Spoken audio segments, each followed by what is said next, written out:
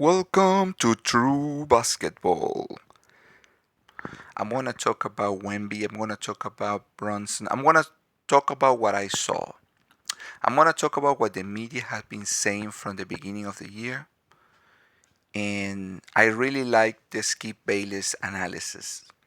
I'm going to start with that. I need to start with my, how can I say this? My, mm, my impressions on and my problems with the media. They keep telling us that Wemby is the face of the league, that Wemby is this alien that is 7 feet tall, that he can shoot the three, that he can shoot from half court, that he's the evolution. And I keep hearing this evolution stuff basically since LeBron arrived. And the more I hear it, the more I notice that it's a lie. That these players are not as good as they were in the 80s, 90s, early 2000s because the league changed the rules. And the rule changed is the reason why these players are weaker. They are weak. Weak. Because instead of being able to survive, being able to play the game as they used to do it, where you had physicality, where you have guys hands on you all the time, where you had to be strong physically while being technical enough to open the shot, where you have, and this is the key for these finals, you have to have a lot of heart because these finals were the perfect example. People keep saying today that, oh, well, players in the past wouldn't be able to survive today is because the 3 point shooting is so important. The 3 point shooting is the thing. However, these finals were the perfect example of a team closely built to a 90s, 80s, 2000s team. Brunson is a very small point guard. No, is not athletic. He can jump. He cannot jump high. He cannot run super fast. I would say Iverson was significantly more athletic. Westbrook and Derrick Rose were more athletic. We keep hearing that basketball is interchangeable now. And so the Spurs had all this identity that all these things on their favor. They have the taller team, the most athletic team, actually the stronger team in, in general. However, and you're facing this kind of traditional team where you have a center who's a center in Robinson. You have Carl Anthony Towns who embrace his role as a defensive player. He has some skills with the rebounding and with the skills below the basket. You have these wings who play like wings, like Obi and Hart. So you have this team, right, where everybody have a function. By the way, many of these players were not players who everybody wanted. The Bronson could easily be one of the most underrated players in the history of basketball. He was a guy who nobody wanted. He's too small. He don't jump. He don't run. None of these things. And yet he managed to win. He's a guy because Hart, and I've been saying this, oh, because the skill. I want to see how skillful are you when the other team can actually play defense. When there is physicality, when they can put their hands on you, and you have to manage, you're not just gonna, do the LeBron thing. Just gonna come out of a pick and roll and gonna run straight line. You have to kind of stop and go and change directions and go left and right and zigzag and manage a trick or two to open the shot. Where you have to be crafty to manufacture a shot, right? And make it. Because in the past, it was, you know, in the when I say the past, I'm talking about the all this decade. I would say all these horrible years when Adam Silver started from 2015. I would say from 2011 when LeBron jumped ship, when LeBron went to Miami. We've been having horrible basketball. Stars don't want to win. They just want to load up so they can buy a ring, and then they can say, "Hey, I have a ring, so don't bother me anymore. Let me keep doing my statistics." These New York Knicks don't have that. Their players are not. Brunson is a 26 point per game guy. Nothing impressive.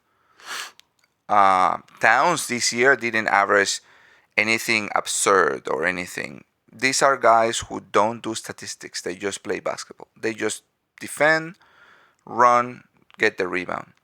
And the team that, by the way, they were not favorites. Nobody picked the New York Knicks at the beginning of the season or at the beginning of the playoffs. I actually thought the Boston Celtics would be in the finals. They are better. They are a better team. They are a better talent. And here is the thing: talent don't win championships. Heart with championships. Soul with championships. There is a leadership. Everybody in the NBA has some level of talent, otherwise they wouldn't be in the league. But you have to have the other stuff. Winning has to be the only thing in your mind. That's how the Bad Boy Pistons won championships. They were not the most skillful team. They were dirty, but in their minds, championship was the only thing.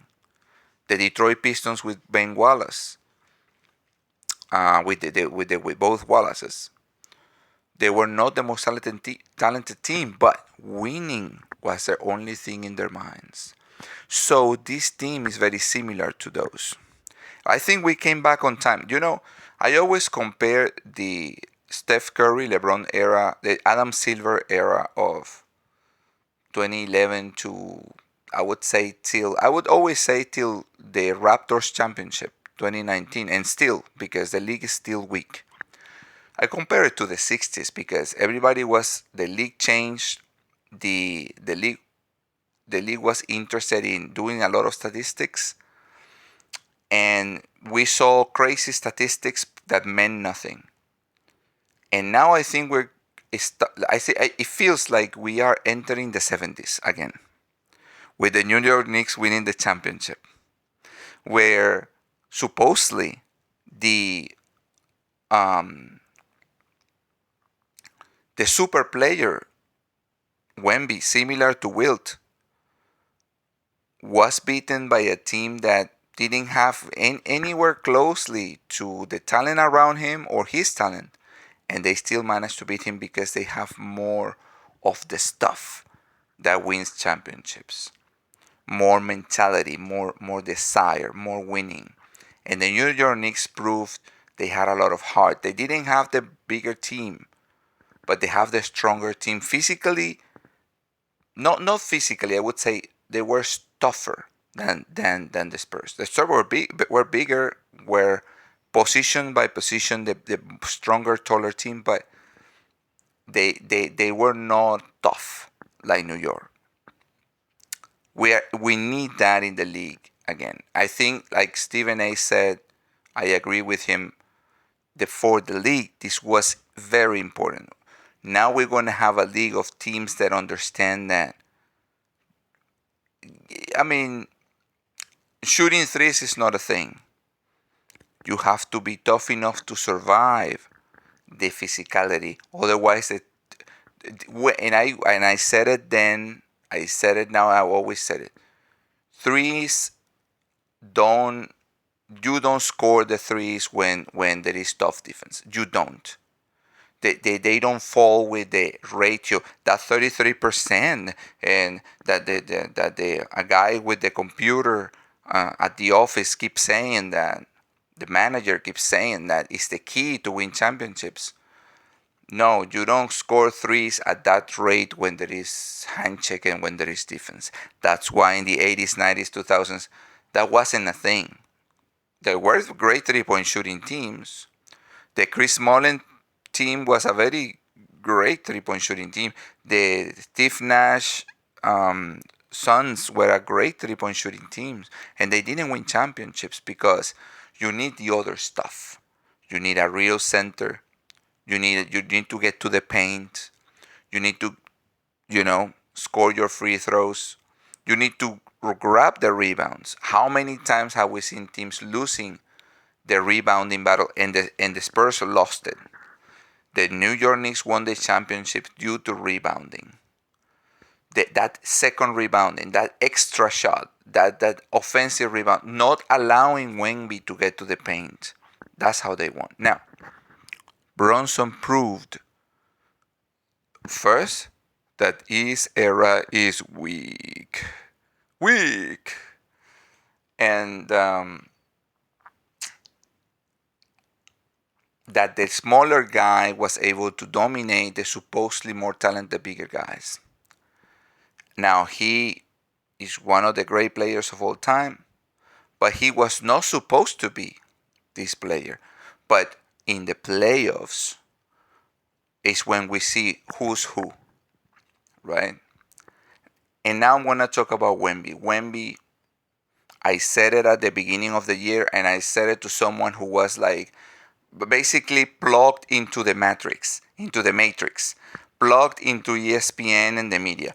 Oh, Wemby is this alien who's 100-meter tall and 8 inches tall and he can shoot the three from the mid range, and that's the evolution. And I said no. He look how he trains with Olajuwon, and he has the same capacity to post up like Olajuwon, but he can shoot the three. And I said, no, man, no, don't believe that lie. He don't have the footwork. He doesn't have the really skill in the post. He doesn't have the strength to post up every time, the stamina, the strength, the understanding when and how. He just shows up a fadeaway here and there, but he doesn't know how to get to the paint, how to turn and dunk it, how to turn and lead to a hook shot, He doesn't have that stuff. He just do the show. But he wants to play like Kevin Durant. And playing like Kevin Durant is just standing in the three-point line, shooting threes and shooting mid-range. And unfortunately, and I've been saying this about Kevin Durant, you don't win championships that way. Kevin Durant won it because he went to the Warriors, because he hasn't won anything since then. And especially if you're a center who supposedly dominates the paint, you should be in the paint.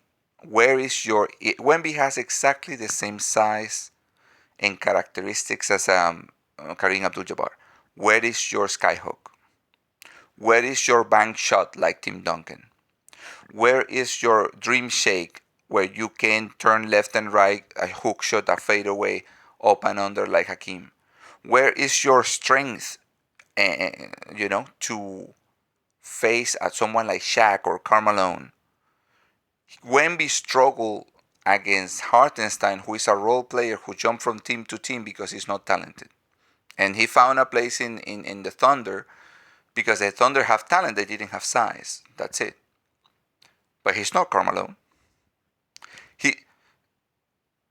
If he couldn't deal with Hartenstein, and he looked horrible against Hartenstein, and he looked horrible against Town defensively, killed Wemby.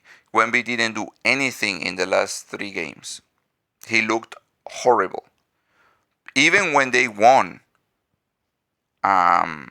the last couple of games they won, he didn't look great. He didn't look great when they beat the Thunder. He didn't look great when they won that game against New York.